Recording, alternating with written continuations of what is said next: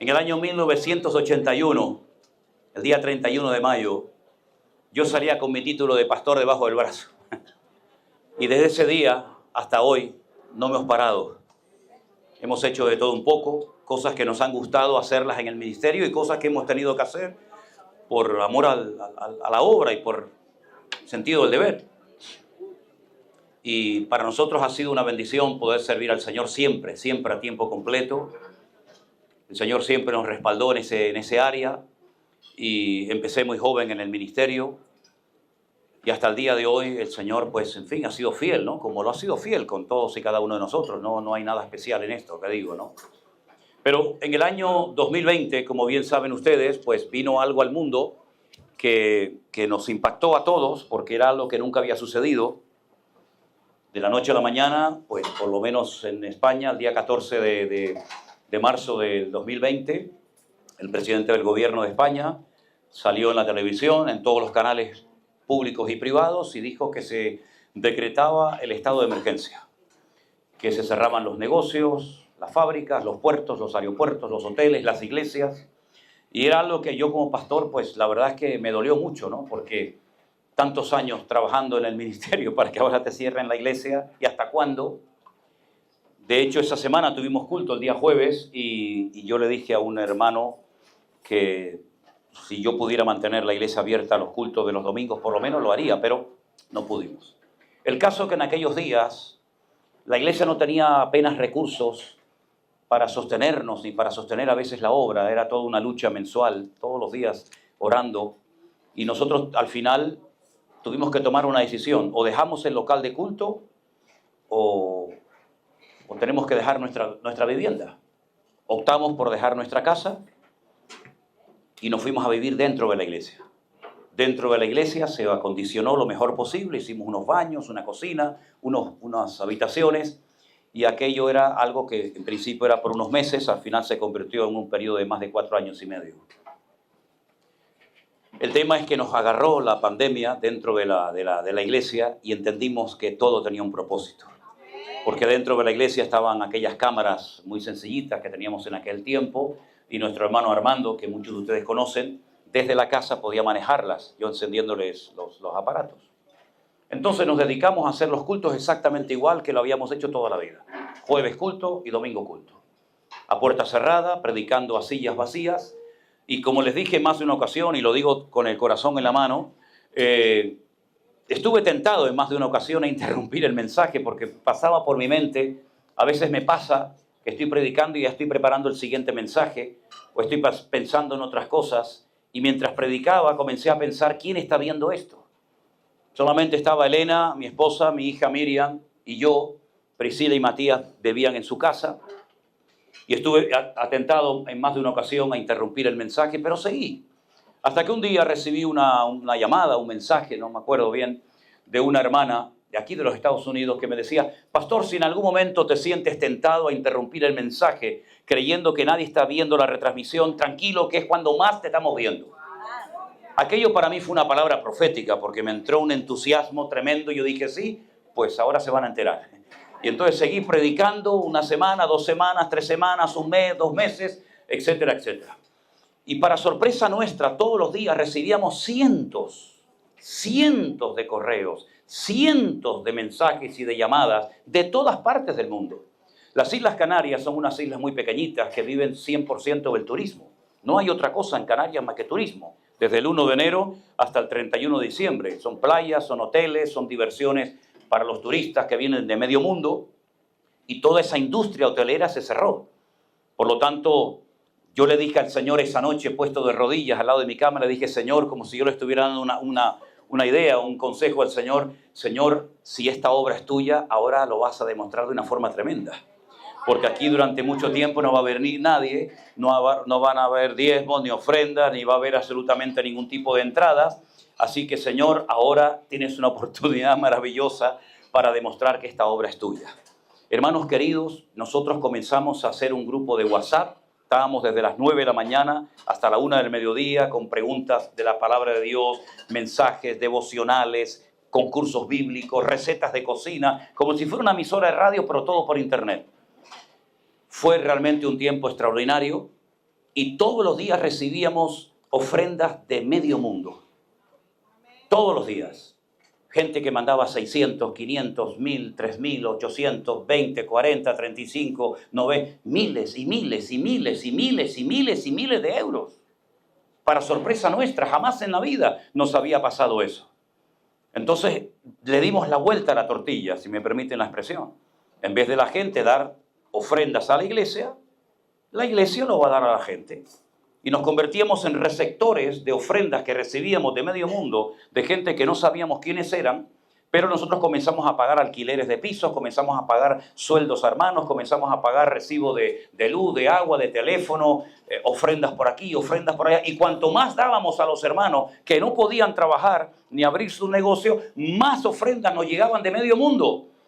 Nos llamaban desde Ushuaia, allí en la Argentina, hasta Alaska. Nos llamaban de los cruceros que se habían quedado varados en alta mar, que no podían entrar al puerto, y muchos eran creyentes, tanto de la tripulación como de los pasajeros, y nos llamaban de todas partes. Incluso nos llamaron de Afganistán, algunos norteamericanos que estaban en bases allí, en fin, cumpliendo su servicio militar. Nos llamaron de todas partes, de cárceles, de medio mundo nos llamaban, hasta sacerdotes de clausura, que no pueden tener contacto con el mundo exterior, hasta nos llamaban. Y entonces nosotros nos dimos cuenta de que Dios estaba haciendo algo que no éramos conscientes en ese momento de lo que estaba sucediendo, pero la obra era así realmente.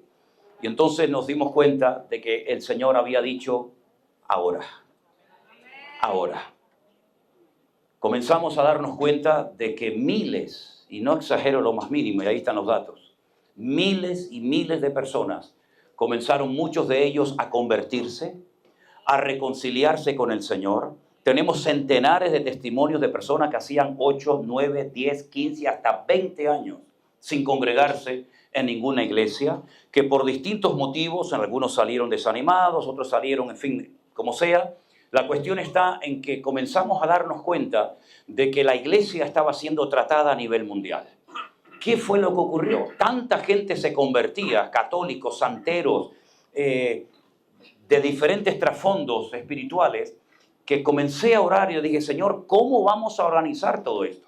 Cuando le decíamos a la gente, vayan, busquen iglesia, nos decían, donde nosotros vivimos no hay congregaciones. En otras ocasiones también nos decía la gente que no querían volver a ninguna iglesia porque estaban heridos, lastimados. Y dije, Señor, ¿cómo vamos a poder atender a toda esta masa de gente que todos los días nos llamaban? Y quiero que sepan que nosotros tenemos otra franja horaria. Cuando nosotros nos íbamos a dormir, después de estar todo el día atendiendo llamadas y mensajes y correos, etcétera, la gente nos llamaba y nos decía, buenos días, pastor, Dios le bendiga. Y yo le decía, hermana, buenos días, no, aquí ya son las 4 de la mañana. Y ya es hora de irnos a dormir, porque nos levantábamos muy temprano y nos acostábamos muy tarde. Y era algo de cada día. Me puse a orar y le dije, Señor, dame sabiduría. Enséñame cómo organizar todo esto. Y un día el Señor puso en mi corazón algo que lo hemos llamado y se llama la iglesia virtual. Usted entra en internet y hay de todo, bueno y malo. Pero yo dije, ¿y si hacemos una iglesia virtual? Que le permitimos a la gente desde su propia casa, desde el hospital, no se pueden imaginar la cantidad de gente que después muchos partieron a la presencia del Señor, que nos llamaban de hospitales. Familias que perdieron 2, 3, 4 y hasta 7 miembros por aquel virus que hubo en aquel tiempo, ¿verdad? Entonces comenzamos a decir, bueno, vamos a pedirle a toda la gente que nos escribe, que nos llama, que no tienen iglesia, jamás aceptamos ni aceptaremos a ninguna persona en nuestro ministerio, digamos bajo nuestra cobertura, que fuera miembro de una iglesia. ¿Para qué? Si ya tiene su iglesia, sigan la suya. Entonces a esas personas le pedíamos que nos mandaran sus datos, direcciones, correos, teléfonos, etcétera, y nos juntamos alrededor de una mesa y comenzamos a juntar cientos de papeletas de medio mundo. ¿Y ahora cómo hacemos? ¿Cómo atendemos a toda Latinoamérica? ¿Cómo atendemos a la gente de Europa? ¿Cómo atendemos a la gente de Sudamérica? ¿Cómo hacemos, Señor? Comenzamos a dividir en 3 grupos. Hicimos grupo número 1, Alaska, Estados Unidos, creo que México, Puerto Rico, todo el Caribe. Grupo número 2, todo lo que es Centroamérica y Sudamérica. Grupo número 3, España, Europa, Israel, etc. Pero ahora necesitamos hombres y mujeres fieles que atiendan a esa gente. La iglesia virtual no es simplemente encender una televisión, un ordenador, una computadora y ver un culto. Eso lo hace cualquiera. No hace falta ni ser miembro de nuestro ministerio. La iglesia virtual tiene escuelas dominicales, tiene seminarios bíblicos, hay pastores que están dando enseñanza teológica que ojalá me lo hubieran enseñado a mí cuando estuve en la escuela bíblica hace años atrás, ¿verdad? Reuniones de mujeres, vigilias de oración, un montón de actividades, prácticamente todos los días en muchas partes del mundo. Entonces Dios comenzó a levantar hombres y mujeres, como el caso de Cristina, el caso de Xiomara, el caso de Gregorio, el caso de Daniel, el caso de Jeremías. Cantidad de hermanos que no conocíamos de nada y comenzamos a trabajar con gente que no conocíamos de nada. Y como me decía mi hija Priscila, dice, papá, a ti te quiere mucha gente porque viven lejos de Canarias. Si vivieran cerca de Canarias, no sé si te amarían tanto. Digo, ya, estoy de acuerdo contigo, hija, ¿verdad? Y comenzamos a trabajar de esa manera hasta el día de hoy.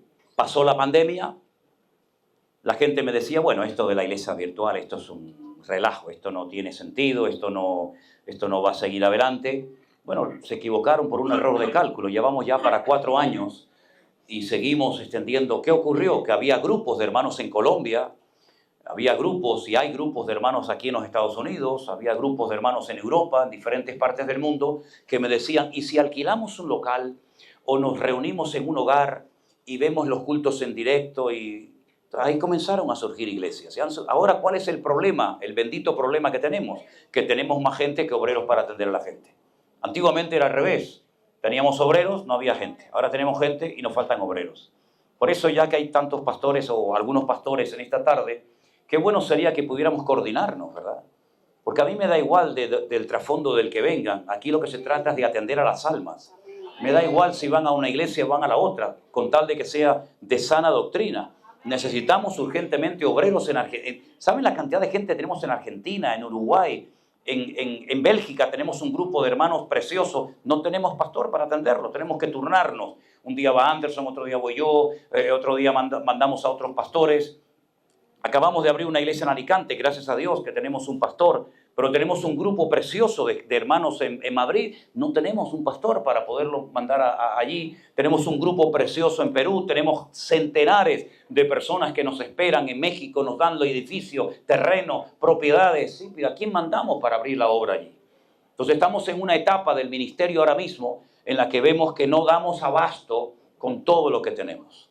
Y por eso yo les pido a todos ustedes que están aquí esta noche con nosotros, que oren para que el Señor pronto levante obreros a la mies, porque la mies es mucha, pero los obreros son muy pocos. Pero hay una promesa del Señor, que dice que si rogamos al Señor de la mies, el Señor mandará obreros a su mies. Y la última incorporación fue de un pastor nacido en Argentina, pero que fue pastor durante años en Uruguay, nuestro hermano Jerónimo, que seguramente ustedes lo han visto predicar en más de una ocasión, junto con su esposa Agustina, que se incorporaron a nuestro ministerio. Ellos se han venido de Uruguay, se han radicado en Tenerife, en las Islas Canarias, y ahora viven en la casa de la iglesia donde nosotros vivimos durante 4 años y medio. Así que pusimos la base para que otros pudieran el día de mañana venir, ¿no? Así que, hermanos, pedimos oración. Por supuesto, nosotros no somos un ministerio 100% completo ni perfecto. No hay pastor perfecto que yo sepa, por lo menos en España. A lo mejor aquí en Estados Unidos ustedes tienen otro nivel que nosotros no hemos llegado, los gallegos como nos llaman, ¿verdad? Pero sí tenemos un Dios perfecto que ama la obra y dice que la sustenta y la cuida cada día para su honra y su gloria. Amén, así sea. Amén. Bueno, en la noche de ayer estuvimos reflexionando en torno a un salmo muy conocido, que es el Salmo 100. Yo les dije a ustedes que ayer yo iba a hablar del último versículo que dice, porque el Señor es bueno y para siempre su misericordia y su verdad es por todas las generaciones. Y estuvimos viendo, yo creo, que cosas interesantes y prácticas para poder vivir una vida cristiana victoriosa. Vimos que, por ejemplo, hay palabras en hebreo que se pueden sacar hasta 750 palabras polivalentes del mismo término. Por ejemplo, anoche vimos la palabra emet, que es la palabra verdad, ¿se acuerdan? Y en la palabra verdad está la palabra amén, y está la palabra que es la palabra que significa madre, ¿verdad? Y vemos cómo a veces de una sola palabra se puede extraer tanta enseñanza. Y alguien una vez, allí en Tenerife, es un instructor de buceo, es un militar, que yo he hecho una cierta amistad con él, él siempre estaba detrás de mí: tienes que hacer el curso de buceo, tienes que venir conmigo a hacer submarinismo. Y a mí me daba cierta cosa meterme ahí abajo. Pero como a mí me encanta el mar, y yo, por mí, lo único que me falta son aletas y escamas, yo me gusta el mar muchísimo, un día le dije: ok, voy a hacer el curso de submarinismo contigo. Y me llevó a un lugar, me puso todo, me enseñó cómo se habla debajo del agua, cómo se respira, cómo se hace esto, cómo se hace aquello, y bajé al fondo del mar. Cuando bajas al fondo del mar tienes que hacer una serie de pruebas para que te den el título y no sé qué rollo. Cuando yo comencé a bajar y sueltas el aire del chaleco y comienzas a bajar, claro, al principio te asustas porque ves a la gente allá arriba, ves el agua y entonces te asustas, pero te das cuenta de que puedes respirar perfectamente. Y cuando comenzamos a meternos por las profundidades, de repente me golpea así y me hace como diciendo: mira para allá. Yo pensé que venía un tiburón, yo qué sé. Me hacía así, y cuando vi así venía un cardumen, se llama, una bola enorme de peces, y nos metimos así por en medio y nos envolvieron, y fue una experiencia impresionante. Yo me había metido en ese mar infinidad de veces, pero nunca había visto eso. Entonces comencé a pensar y dije: Señor, tu palabra tiene tantas riquezas, pero a veces nos quedamos en la superficie. Es simplemente cuestión de profundizar, es simplemente cuestión de meterse en tu palabra. Y entonces ya desde el año 90 fue cuando por primera vez hice mi primer curso de hebreo, que lo compré en una iglesia bautista en Argentina, y comencé a darme cuenta de que la palabra de Dios, cuando dice que es perfecta y completa, efectivamente es completa y perfecta, no le falta absolutamente nada. Y uno se da cuenta de que los nombres, los números, los colores, los animales que se mencionan en la Biblia tienen tanta riqueza espiritual para cada uno de nosotros, que uno realmente se queda maravillado diciendo: Dios mío, es simplemente cuestión de profundizar, de dejar de vivir una vida cristiana superficial y poco comprometida, y pasar más tiempo con el Señor y con su palabra que en cualquier otra vanidad o en cualquier otra actividad, ¿verdad? Por ejemplo, cuando comencé a estudiar y estuve 3 meses, y al final digo: bueno, voy a pasar a otro libro. Cuando estuve 3 meses de mi vida estudiando simplemente Génesis 1:1, Génesis 1:2, es increíble, ¿verdad? Porque vemos que, por ejemplo, cuando el Señor crea el universo, cuando el Señor crea la tierra, la primera palabra que aparece en la Biblia en hebreo es una palabra que es compuesta. Está el verbo bará y el número 6, ship, bereshit. Y te das cuenta que la primera letra de la Biblia es una letra que se llama la letra Bet. Y esa letra Bet son 4 preposiciones, pero la más importante de ellas es en, y significa casa. Y cuando tú te das cuenta en el texto bíblico, te das cuenta que Dios te está diciendo de una manera oculta a tus ojos, pero que el Espíritu lo capta, que Dios va a crear una casa para el hombre en 6 días y al 7º día descansará. Y comienzas a darte cuenta que lo que Dios hace, todo tiene una razón de ser y es perfecto. Dice que creó los cielos en plural y la tierra en singular. Y ese concepto, esa palabra de cielos es ha-shamayim, y es la palabra fuego y la palabra agua, esh-maim, y la juntan con el artículo y pronuncian ha-shamayim. Lo que significa que Dios unió el fuego y el agua y creó los cielos. Y para que haya fuego tiene que haber obligatoriamente oxígeno. Si no hay oxígeno, el fuego se apaga. Y el agua tiene un elemento químico que es oxígeno e hidrógeno. ¿Qué es lo que te está diciendo el Señor? Que Dios está creando elementos químicos y los pone en un orden, en una perfección tan extraordinaria que funciona hasta el día de hoy. Y más adelante, cuando el Señor le dice a su pueblo que si se portan bien, si obedecen y se sujetan a su palabra, dice que Él enviaría la lluvia temprana y la lluvia tardía. El único pueblo que tiene un nombre específico para la primera lluvia y para la última es el pueblo de Israel. Y se ora por una lluvia temprana y una lluvia tardía, que es lo que produce la vida, ¿verdad?, en esta tierra. Pero si hay mal comportamiento, si hay una mala conducta, enviaría fuego y azufre desde los cielos. Y comienzas a darte cuenta de que en la Biblia todo lo que Dios hizo, lo hizo con una razón de ser. No hay nada por casualidad, todo tiene una razón de ser. Simplemente es cuestión de escarbar y de profundizar. Y en el Salmo 100 dice que Él nos hizo y no nosotros a nosotros mismos. No somos producto de una evolución. Ahora, muchas veces nuestros jóvenes, cuando van a las universidades, chocan frontalmente con lo que llaman la ciencia. Y comienzan a entrar en una crisis de fe impresionante porque dicen la Biblia no tiene razón. La ciencia dice una cosa y la Biblia dice otra cosa. Y no se dan cuenta de que ambas se complementan. Una vez dándole una charla a los jóvenes, le dije, mira, ¿por qué los científicos le dan una fecha de datación a la Tierra tremendamente exagerada que la Biblia no le da? ¿Quién miente? ¿Quién dice la verdad? ¿Los científicos o la Biblia? Y les dije, mira, vamos a hacer algo que ustedes lo van a recordar, yo creo, y les va a venir muy bien. Agarré lo que se llama un globo. Se llama un globo, ¿no? Eso que se infla, vacío. Le dibujamos como dos puntitos, como si fueran los dos ojos.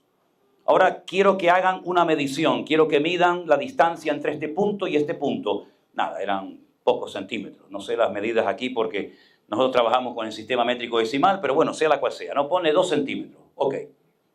Inflalo. El globo comenzó a estirarse, y ahora quiero que tomes la medida de este punto a este punto, automáticamente aumentado. ¿Quién miente? ¿Quién dice la verdad? ¿La primera medición o la segunda? Las dos dicen la verdad. Lo que pasa es que en una medición el globo estaba sin aire y en la otra el globo estaba inflado. Cuando Dios creó el mundo no estaba estirado, estaba compacto, estaba recién hecho, estaba virgen, estaba recién estrenado. Como el universo y la Tierra se mueven a una velocidad constante, la Tierra y el universo se va estirando, estirando y estirando y estirando. Y si tú tomas la medida desde el punto de partida hasta donde nos encontramos hoy en día, el universo se ha estirado a una velocidad constante de tal manera que la fecha de datación de la Tierra es completamente diferente a la fecha de datación que te da la Tierra. Pero ambas fechas se complementan. Como cuando pega un rayo de sol en un prisma, si estás a un lado ves un color y si te pones al otro lado ves 7 colores. ¿Quién está diciendo la verdad? ¿La luz tiene 7 colores o la luz es un solo rayo? Los dos están diciendo la verdad según dónde te posiciones. Ahora, mi pregunta es, ¿en qué lugar está posicionada la iglesia hoy en día? ¿En qué lugar está el cristianismo hoy en día? Porque depende de nuestra mentalidad y de nuestra actitud y de nuestra comprensión de los tiempos. Vamos a poder reconocer, como dice el versículo 3, reconocer que Jehová es Dios. ¿Qué es lo que tengo que reconocer de Dios? Lo que está haciendo, el mensaje que nos está transmitiendo, cómo interpretar las señales de los tiempos. Porque la Biblia nos enseña que según el tiempo en el que viva, veré ciertas o determinadas señales o no. Jesús dijo en su época que su generación era una generación caracterizada por ser perversa y maligna. Le pedían que hiciera señales y él dijo, ustedes no son dignos de ver ningún tipo de señal, pero solamente vais a poder ver una. Y esa señal le llamó la señal del profeta Jonás. Así como Jonás estuvo en el vientre del enorme pez 3 días y 3 noches, así estará el Hijo del Hombre en el vientre de la tierra hasta que sea resucitado. Esa fue la señal de la época de la generación de Jesús, pero no es la nuestra. El diluvio fue la señal del juicio de Dios en la época de Noé, pero no es nuestra señal. Salomón tuvo que construir un templo, esa era la señal profética de su generación, pero no es la nuestra. La iglesia está en un punto muy interesante de la historia, porque está a punto de reconocer una obra que Dios ha tenido dormida durante siglos, pero que estamos a punto de ver cómo el mundo va a entrar en una etapa donde ya lo natural no echa mano de lo espiritual, como siempre ha sido. Donde los faraones, los césares de Roma, los emperadores a lo largo de la historia siempre se rodeaban de sus astrólogos, sátrapas, adivinos, agoreros, etcétera, etcétera, para que le pronosticaran el futuro, el trasfondo espiritual. En los últimos tiempos, cuando reconozcamos la obra que Dios está haciendo en nuestros días, nos vamos a dar cuenta de que ahora es el mundo espiritual el que está echando mano de lo natural para obtener y alcanzar sus objetivos. Por eso, iglesia, no podemos estar perdiendo el tiempo en discusiones teológicas absurdas que no nos llevan a ninguna parte, porque dice la Biblia que en los últimos tiempos, y lo hemos comenzado a ver, cosas que los ojos no habían visto nunca, ni los oídos habían escuchado jamás, ni siquiera nuestros mejores sueños nos podíamos haber imaginado, son las que Dios tiene preparadas para los hombres y mujeres que le aman. Y si usted ama a Dios, prepárese, porque Dios tiene todavía muchas sorpresas en el camino para cada uno de nosotros. Queda mucho camino por recorrer, bendito sea Dios. Pero hay que reconocer, hay que discernir, hay que ver a Dios en los tiempos. Yo lo he dicho en muchas ocasiones, y lo digo esto con todo respeto, perdonen si alguien se ofenda, pero hay gente que tiene como una sensibilidad para ver al diablo por todos los lados. Es como una antena parabólica que tienen aquí, el diablo por aquí, el diablo por allá, y viene al diablo esto, y yo digo, oye, qué lástima, querido, que no tengas la misma desenvoltura o la misma capacidad para ver al Señor por todos lados, porque yo veo a mi Señor por todas partes, mi querido hermano. No digo que el diablo no esté, claro que está. No está atado, no está en el infierno quemándose, está como león rugiente buscando a quien devorar. Pero no dijo el Señor, aunque un ejército acampe contra ti, no temerá mi corazón, ¿verdad? No dijo el Señor que Él es nuestro pastor y que nada nos faltará. No dijo el Señor que por un camino vendrán y por 7 huirán. Veamos al Señor obrando en nuestros tiempos, porque está obrando el Señor. Es más, yo he llegado a una conclusión muy personal. Yo creo que hacía siglos que el Señor no le hablaba tan claro y tan directamente a la iglesia como en estos últimos años. Sinceramente. Dios ha estado, vamos a decir, en silencio durante mucho tiempo, pero desde el año 2020 el Señor le está dando un mensaje a la iglesia tremendo, porque es tiempo de que el juicio comience por la casa de Dios. Y en este compás de espera, en este tiempo de espera, y yo digo que las Islas Canarias son todas de origen volcánico, salieron de debajo del mar por erupciones volcánicas. Y tenemos en la isla de Tenerife un volcán que se llama el volcán del Teide, que en lenguaje aborigen significa montaña blanca. Y ese volcán no está muerto, está dormido. Espero que siga durmiendo mucho tiempo, porque si no nos vamos a ver más a menudo. Ha habido profecías que no han muerto, ni muchísimo menos, pero han estado como dormidas, esperando en el tiempo y en el espacio hasta que Dios diga ahora. La pregunta clave es, ¿qué podemos hacer hoy en día como creyentes hasta que todo esto comience a desarrollarse de una forma tremenda? El versículo lo dice, servid al Señor con alegría. Le dije hace poco a un hermano cuando me preguntó, ¿no te cansas? Le dije, hombre, pues sí, también. Pero ¿a qué te refieres cuando me preguntas si me canso? Y si no te cansas de viajar, de predicar, digo, no, eso nunca, jamás. Eso nunca. El día que para mí sea una rutina compartir la palabra, el día que yo no disfrute del ministerio, me voy.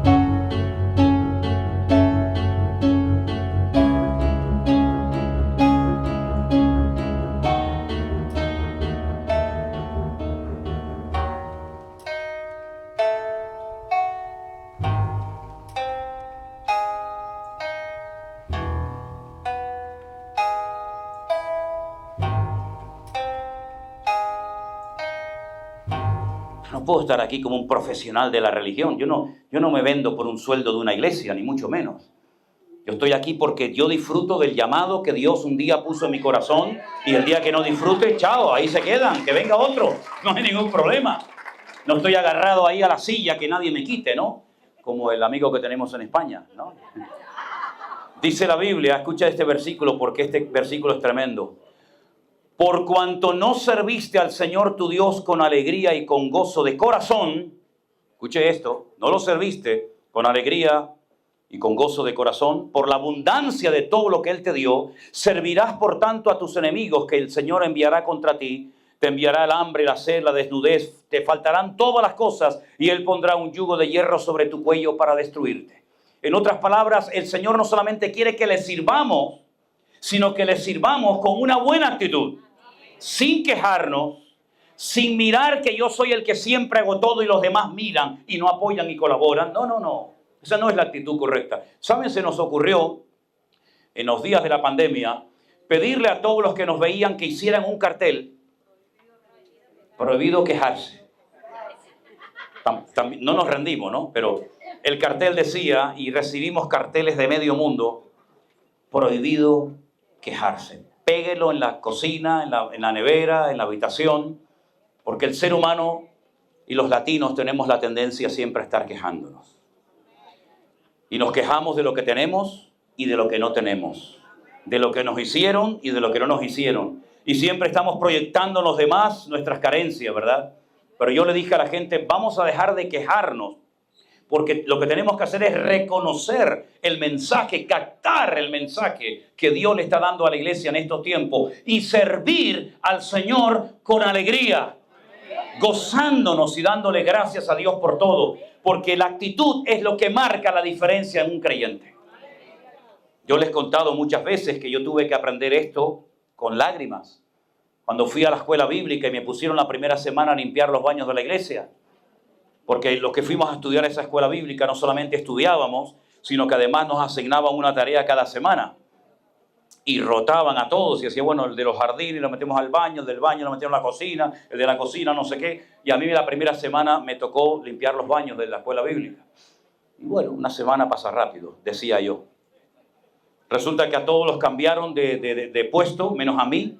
Me volvieron a encasquetar otra vez los dichosos baños la segunda semana. Y yo decía, entonces está pasando un poquito de castaño oscuro, como dice el refrán, ¿no? La tercera semana me volvieron a encasquetar otra vez los dichosos baños. Ahora allí no entraba nadie al baño, ¿eh?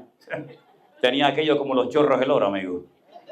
Entonces ya yo pensé que al director de la escuela lo estaba usando el diablo. Este hombre lo está usando el diablo para hundirme, para desanimarme, para que yo me largue de aquí. Y encima me cuesta dinero estar aquí. Yo le voy a pedir una cita a este hombre. Era un misionero norteamericano con una paciencia que tenía aquel hombre tremendo.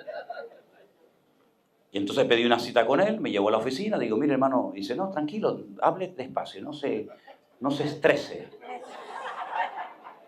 Me hervía la sangre, dijo, en 21 años, imagínate, amigo. Tenía 150 pulsaciones en reposo, tú imaginas cómo era yo. Un toro, hijo de un matador de toros, imagínate. Un caballo desbocado. Digo, mire, se estoy viendo una injusticia tremenda conmigo. Yo llevo 3 semanas limpiando baños y hermano, esto no es correcto, porque yo veo que a este lo han mandado para allá, al otro lo han mandado para allá, y me dice, no ha habido ninguna injusticia, hermano Manuel. Eso del hermano Manuel aún me sentaba más mal, ¿no?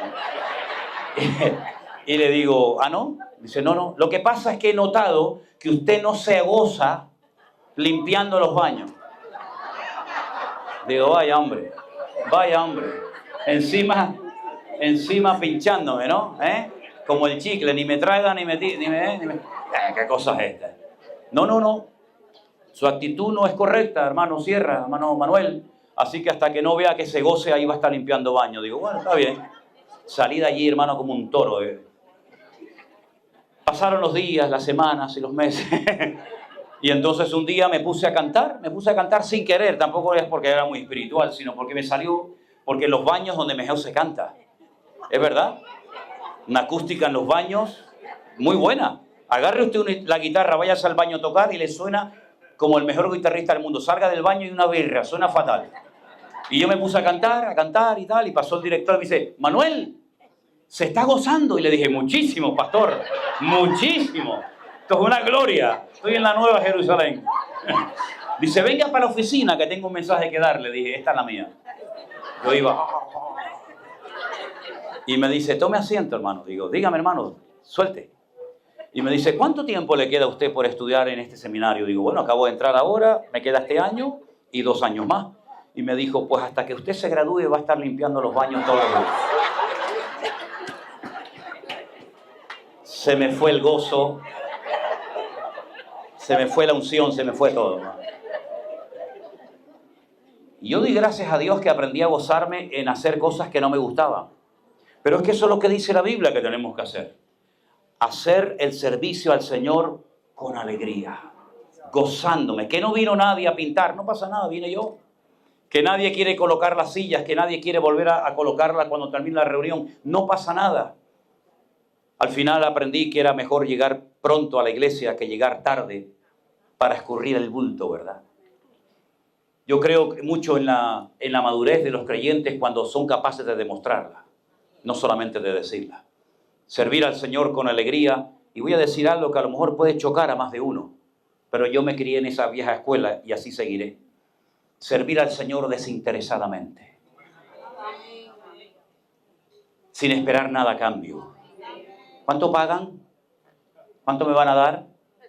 Jamás he hecho esa pregunta, nunca, y Dios lo sabe. Y a veces hemos tenido que dormir en coches. Mi mujer y yo hemos dormido en docenas de aeropuertos en Turquía, en Israel, en Madrid, en Barcelona, en Italia, en medio mundo hemos dormido en el suelo porque no teníamos ni un centavo para poder alquilar una habitación de un hotel. Y con el gozo por las nubes y alegres y contentos en el Señor. Y hemos enseñado a nuestros obreros a hacer todo terreno. Hoy me mandaba Anderson, que es uno de los pastores de nuestra iglesia, de nuestro ministerio en Canarias. Están tirando unas paredes para poder hacer un almacén para guardar un montón de cosas que tenemos por allí. Y eso forma parte del ministerio. Y mañana a lo mejor lo ves subiendo en el púlpito predicando. Y a la media hora lo ves barriendo. Y al día siguiente lo ves. Y nos hemos tenido que poner a limpiar coches. Sí, con los jóvenes de la iglesia nos fuimos un día a limpiar coches. ¿Para qué? Para tener recursos económicos para mandárselo a los 275 niños que tuvimos durante 5 años bajo nuestra custodia en Santa Cruz de la Sierra, en Bolivia, o cuando nos fuimos a Kenia a trabajar, que recogíamos niños que se habían muerto sus padres de SIDA o de tuberculosis. ¿Dónde sacábamos recursos? Nosotros los buscábamos, no se preocupen. En otras palabras, el servicio al Señor es un honor, es un privilegio, no es una carga. Al contrario, es una bendición que el Señor me permita servirle en su reino y en su obra. Y así seguiremos hasta que Dios quiera. Y ustedes saben que yo he dicho muchas veces, la mejor forma en esta vida de que no te sientas nunca ofendido es que no esperes nada de nadie. Como usted espere algo de alguien y no lo reciba, te vas a sentir ofendido. No me llamaron, no me saludaron, no contaron conmigo. Tranquilo, mijo. Tranquilo. El Señor conoce su corazón y cuando nuestra actitud es correcta, el Señor nos sorprende. No importa que usted lleve toda la vida en el Evangelio o ya se haya recorrido todas las iglesias de Miami porque ninguna le gusta, ¿verdad? Lo importante es que usted aprenda a gozarse en lo que hace y cuando usted cree que el secreto y la clave está en cambiarme de iglesia y empezar en aquella que no me conocen. Hermano querido, si usted tiene un problema en su corazón, a donde vaya, el problema le va a acompañar. Así que no piense que saltando de iglesia o de denominación, o pintándose el pelo, o sabe Dios de qué, ¿saben el cuento aquel? Le dicen a un español, oye, en el aeropuerto hay una máquina increíble, mi hermano.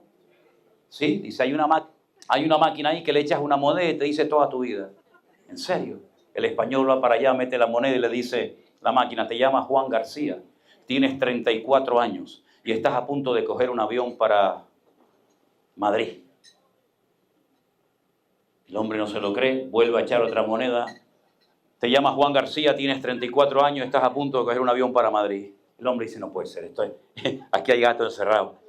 Vuelve a echar la tercera moneda y le dice, te llamas Juan García, tiene 34 años y como sigas haciendo el idiota vas a perder el avión que te va a llevar a Madrid. El Señor conoce nuestro corazón. Y si usted quiere servir al Señor, la oportunidad le vendrá a su vida, no tenga ningún problema. Y cuando venga la oportunidad, aprovéchela. Gócese en el Señor. Ahora, me llama mucho la atención una frase que aparece en el verso 4. Ya voy terminando, no se preocupen. Entrad por sus puertas con acción de gracias, por sus atrios con alabanza. Estaba yo un día en Jerusalén, en la puerta de una sinagoga. Quería entrar a verla y de repente entra un muchacho a la puerta, la abre y entra cantando. Y yo lo llamo y le digo, oye, una pregunta. ¿Por qué entraste a la sinagoga hoy cantando? Y me dice, porque el Salmo 100 dice, entrad por sus puertas con acción de gracia, por sus atrios con alabanza. Digo, efectivamente, amigo, tienes razón. Así es como es. Así deberíamos entrar todos, ¿verdad? A la iglesia, a los cultos, con esa ilusión. Señor, ¿qué vas a hacer hoy? ¿Qué alma se va a salvar hoy? ¿Cuál va a ser la palabra? ¿Y qué vas a usar a nuestro pastor hoy en día, verdad? Ahora, un gran hombre de Dios dice que por un pecado, por una desobediencia que cometió, el Señor lo lleva a lo que hoy en día sería Jordania, que en aquel tiempo se llamaba Moab, y desde un monte que se puede todavía visitar, lógicamente, que se llama el Monte Nebo, dice que le permitió ver toda la tierra prometida, de norte a sur y de este a oeste, lo cual es un milagro, porque sinceramente desde allí no se puede ver toda la tierra de Israel, pero el Señor se la permitió ver, pero no entrar. La vio, pero no entró. Y es una lástima ver a creyentes que tienen la oportunidad de mejorar el rumbo de su vida, de crecer, de madurar y de desarrollarse como creyente, y tienen la oportunidad delante, pero no entran, no toman posesión de la heredad, de la bendición que Dios tiene para tu vida. Y es una lástima, ¿verdad? Y lo mismo le pasó a aquellas 10 jovencitas que dice que se prepararon aparentemente para recibir a altas horas de la madrugada al novio, al esposo que venía. Pero dice la Biblia que cabecearon y se quedaron en la espera sin aceite. Y dice que finalmente después no pudieron entrar al gozo de la ceremonia porque se quedaron dormidas. Y todo esto son mensajes de advertencia para nosotros los creyentes de hoy en día, que tenemos tantas oportunidades para aprender, para crecer, para servir al Señor. Cuidado que nos pase lo mismo, de que vemos, pero no entramos a tomar la tierra y la heredad que el Señor nos ha dado. Pero también puede pasar a la inversa, de haber estado el Señor en un lugar y por lo que sea marcharse y dejar aquel lugar sin su gloria y sin su presencia, que es la desgracia más grande que le puede ocurrir a un ministerio o a una congregación. La Biblia dice que cuando estaba el profeta Ezequiel en Babilonia, en el cautiverio, le dijo, ven, yo te voy a explicar por qué estáis aquí. Porque parece que todavía algunos no lo entienden. Como que ha sido una injusticia, ¿no? ¿Cómo es posible que se le haya permitido a un rey pagano, al rey Nabucodonosor, sitiar nuestra ciudad y destruir nuestro templo y nuestra ciudad y nuestra muralla? Yo te voy a enseñar el porqué de las cosas. Y dice que se lo llevó en visión y le dijo, métete por ese agujero. Y dice que cuando entró, vio dentro del templo, en uno de los atrios, en una de las salas del templo, dice que vio todas las paredes con los símbolos del zodíaco y ahí estaban honrándolos y adorándolos. Y le dice el Señor, no, pero hay más todavía. Sigue, métete un poco más adentro para que vea. Y dice que ahí estaban adorando a la reina del cielo. Y Ezequiel dice, pero Señor, ahora entiendo del castigo, ahora entiendo de la humillación que experimentamos. Dice, no, pero aún hay más, querido. Sigue entrando. Y dice que los vio que se llevaban el ramo a sus narices y estaban esnifando antes de subir a ministrar a la presencia del Señor. Y le dice, ¿lo entiendes ahora? ¿Te das cuenta que no hay castigo sin motivo? ¿Te das cuenta de que Dios es justo y para siempre su misericordia? Y el profeta Ezequiel, cuando vuelve y entra otra vez en sí, dice que estuvo una semana junto al río Quebar mirando a la cara a los ancianos y era incapaz de pronunciar ni una sola palabra de las barbaridades que había visto en aquel lugar. Lo peor que el profeta Ezequiel vio no fue eso, sino dice que vio cómo la gloria de Dios se levantaba y se iba del templo y se fue y nunca más volvió, dicho sea de paso, a ese templo, aunque después lo volvieron a reconstruir los judíos, cuando volvieron del cautiverio. Y usted dice, pero bueno, esas son cosas que ocurrían en el Antiguo Testamento, ¿sí? ¿Seguro? Si Dios lo permite, el año que viene queremos organizar un viaje con grupos de hermanos para ir a visitar las famosas 7 iglesias del libro del Apocalipsis. Pero no van a haber iglesias, van a haber ruinas. Porque cuando estemos en ese lugar y leamos los pasajes bíblicos que corresponden a Éfeso, Esmirna, Pérgamo, Tiatira, Sardis, Filadelfia, etcétera, etcétera, se van a dar cuenta de que siempre el Señor les daba una oportunidad para cambiar a la iglesia. Recuerden de dónde han caído, arrepiéntanse, pues de lo contrario quitaré tu candelero de tu lugar. Y es interesante notar que a la última iglesia el Señor ya no estaba dentro de la iglesia. A veces somos nosotros los que no estamos en el Señor, pero a veces es el Señor el que dice, yo aquí no puedo permanecer. Y dice que la iglesia de la Odisea, la última que se menciona en el Apocalipsis, dice que decían, nos hemos enriquecido, de ninguna cosa tenemos necesidad. Pero ¿cómo puede hablar un creyente de esa manera? ¿Cómo puede uno pensar en el ministerio como pastor o como creyente que no me hace falta de nada? Pero si todavía estamos en pañales, querido. Si yo hace 2 años me di cuenta de que recién empecé en el ministerio y llevo más de 40 años. ¿Cómo es posible que una iglesia diga de ninguna cosa tenemos necesidad? Claro, tienes cosas, tienes, pero no soy nada. Porque la vida nos prepara para tener, pero no para ser. Y el Señor dice, aquí yo estoy a la puerta y llamo. Si alguno oye mi voz y abre la puerta, entraré a él, cenaré con él y él conmigo. Sois desventurados, pobres, ciegos, desnudos, miserables. Es decir, el concepto que tenía el Señor de ellos era completamente diferente al concepto que ellos tenían de sí mismos. El Señor se retiró porque el ambiente no era el idóneo. Yo siempre he dicho que nosotros no podemos producir unidad, pero sí podemos mantenerla. Nosotros no podemos producir melocotones o manzanas o peras, pero sí podemos conservarlas durante años en almíbar. Napoleón dijo, ¿cómo le hago llegar la comida en el frente de batalla a mi soldado? La metió en lata y se la llevaba y llegaba en perfecto estado. Nosotros sí tenemos la responsabilidad de mantener la gloria y la presencia de Dios en nuestras iglesias, en nuestros ministerios, en nuestra familia y en nuestra vida. Es nuestro deber. Y no permitirle a nada ni nadie que nos robe la paz y la bendición del hogar, sino que la presencia del Señor no sea una teoría, no sea un mensaje lindo una vez al año, sino que podamos decir, no tenemos buenos instrumentos, no tenemos tal vez un buen local, pero tenemos la gloria y la presencia de Dios entre nosotros, querido hermano, ¿verdad? Hoy en día hay creyentes que no van a una iglesia porque no hay aire acondicionado, caramba. Pero ¿tú cómo te reunías en tu iglesia, mi hijo? Debajo de una cocotera. El culto más avivado que he asistido en mi vida, ¿saben dónde fue? En San Miguel de Padrón, a las afueras de La Habana. Entré a las 6 de la tarde y salí a las 8 de la mañana. Una presencia de Dios. Ahora tocaban con latas, tocaban con palos, no había instrumentos, no había aire acondicionado, no había nada. Pero estaba lo más importante, que era la presencia del Señor en ese lugar, mi querido hermano. Entonces, entrad por sus puertas, no te quedes fuera en la puerta. Porque yo estaba leyendo hoy otra vez el libro del Cantar de los Cantares. Y dice que un día la amada, la novia, estaba recién lavada, acostada en la cama, y dice que vino el amado y tocó la puerta y le dice, oí la voz de mi amado. Y el amado le dice aquello de paloma mía, perfecta mía, todo lo que tú decías a tu mujer cuando la querías conquistar, ¿te acuerdas? Paloma mía, currucucú, paloma mía, todas esas cosas, ¿no? Ahora ya no es una paloma, ahora es un buitre, ¿no? Ahora ya no es un lunar, ahora es una verruga, en fin. Pero bueno, tú me entiendes, ¿no? Ella dice que reconoció la voz de su amado, pero le dice desde la cama, me acabo de lavar los pies, me acabo de acostar, como que no merece el esfuerzo, no merece la pena levantarme a abrirte la puerta, mi amado. Sí, muy amado, pero no te menea.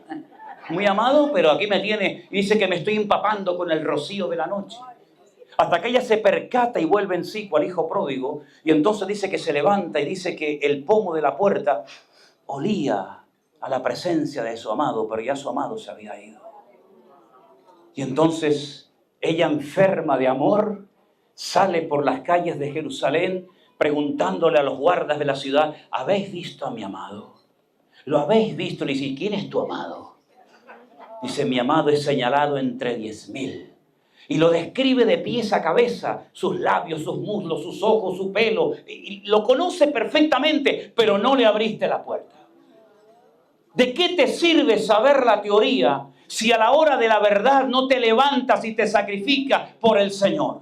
¿De qué sirve que conozcas la palabra de Dios, los reyes del Antiguo Testamento, los libros de memoria, si luego a la hora de la verdad eres un cómodo, eres un vago y no te esfuerzas por la obra del Señor? ¿De qué te sirve el conocimiento si no lo llevas a la práctica, mi querido hermano y amigo? Dice que la maltrataron, la humillaron y dice: ¡ay, hijas de Jerusalén! No hagáis despertar el amor. Y entonces cuando ella se da cuenta del error que ha cometido, dice: ponme como una marca sobre el brazo. En otras palabras, quiero tenerte lo más cerca de mi corazón posible. Hermanos queridos, yo no sé cuánto tiempo nos falta. Yo no sé hasta dónde nos va a permitir el Señor vivir y ver. Pero solamente digo una cosa: si no vivimos con pasión el tiempo que nos falta, es mejor no vivirlo. Si vamos a ser profesionales de la religión, Señor, llévame contigo en esta noche. Si solamente vamos a vivir de la gloria del pasado, de lo que yo hice, de lo que yo fui, de lo que hicieron los misioneros, no me interesa vivir de la gloria del pasado. Yo quiero ir de gloria en gloria y de victoria en victoria y de triunfo en triunfo y de bendición en bendición en el nombre del Señor. Porque esa es la voluntad para ti y para mí en el día de hoy, mi querido hermano. Entra a la presencia del Señor con gratitud. Cierra tus ojos en esta noche, mi hermano. No quiero extenderme más, pero sí les pido que por favor consideren cómo está su relación con el Señor. Y si en esta tarde entre nosotros hay alguien que no tiene esa relación, que no conoce a ese Dios de gloria, de poder, de amor, de libertad, de paz, hoy te invito a que invites a Cristo a tu corazón y le digas: yo quiero conocerte. Yo quiero que vengas a mi vida. Si en esta tarde entre nosotros aquí hay alguien que a lo mejor ha venido invitado por un amigo, una esposa, alguien, pero que usted quiere recibir a Cristo, no una iglesia, no una religión, sino una relación viva con Dios. Usted le quiere entregar su vida a Jesús. Permítame, déme el honor de orar por usted en esta tarde y llevarlo a los pies de Cristo. Levánteme su mano y estaré orando por usted ahora mismo. Dios le bendiga. Dios le bendiga a usted también. Dios le bendiga. Gloria a Dios. ¿Alguien más? Dios te bendiga. Dios te bendiga y atrás a ti también. No conozco a la mayoría de ustedes, pero si en esta tarde el Señor ha tocado tu corazón y usted le quiere entregar su vida a Jesús, ¡qué maravilla! ¡Qué bendición! Dios le bendiga. A usted también. Gloria a Dios. Si no es mucho pedir, ¿sería posible que los que levantaron su mano pasen un momentito aquí, por favor? Para que usted le entregue su vida a Cristo y confiese que usted quiere que a partir de hoy Cristo sea el Señor de su vida. Si es tan amable, salga de su asiento y venga un momentito aquí delante, por favor. Solamente los que van a recibir a Jesús como su Señor y Salvador personal por primera vez en su vida. Déjele pasar un poquito a él, ¿sí? Gracias. Venga por aquí. Dios te bendiga. Gracias. Mucho gusto. ¿Cómo te llamas? Vanessa. Vanessa. ¿Es la primera vez que vienes? ¿Sí? Gloria a Dios. Dios le bendiga. Dios les bendiga. Dios te bendiga. Mucho gusto. Dios te bendiga. Gloria a Dios. Usted también. Dios le bendiga. ¿Cómo se llama? Alma. Gloria a Dios. Gracias, Señor Jesús. La palabra del Señor nos enseña que cuando una persona le entrega su vida a Cristo, su nombre es escrito en el libro de la vida y hay gozo en los cielos. Aleluya. Es la mayor satisfacción. Es nuestro trabajo llevar almas a los pies de Cristo, dice la palabra. Aleluya. Quiero que repitan conmigo esta oración en alta voz, si les parece. No es ninguna fórmula mágica, ni mucho menos. Simplemente es una forma sencilla de poder llevar su vida a los pies de Cristo. Y usted a partir de ahora tiene que comenzar su relación con el Señor. Si no tiene Biblia, nos lo dice, para darle una, si puede ser esta noche, y le daremos algunas instrucciones, ¿verdad? Para que usted pueda comenzar a tener una comunión con el Señor cada día de su vida. Ore conmigo, diga: Señor Jesús. Señor Jesús. Gracias por haber muerto por mí, Señor. Gracias por haber muerto por mí, Señor. Yo te pido perdón por todos mis pecados. Límpiame con tu sangre, Señor.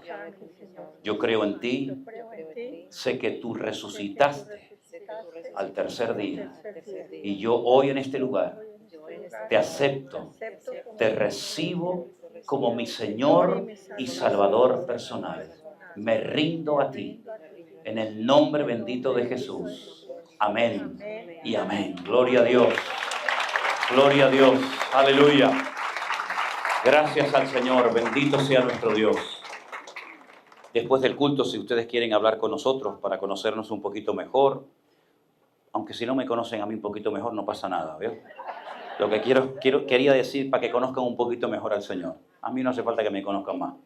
Que el Señor les bendiga. Estamos aquí hasta la hora que sea para servirles a ustedes, ¿sí? Dios te bendiga. ¿Tú me dijiste que era la primera vez que venías? ¿Con quién viniste?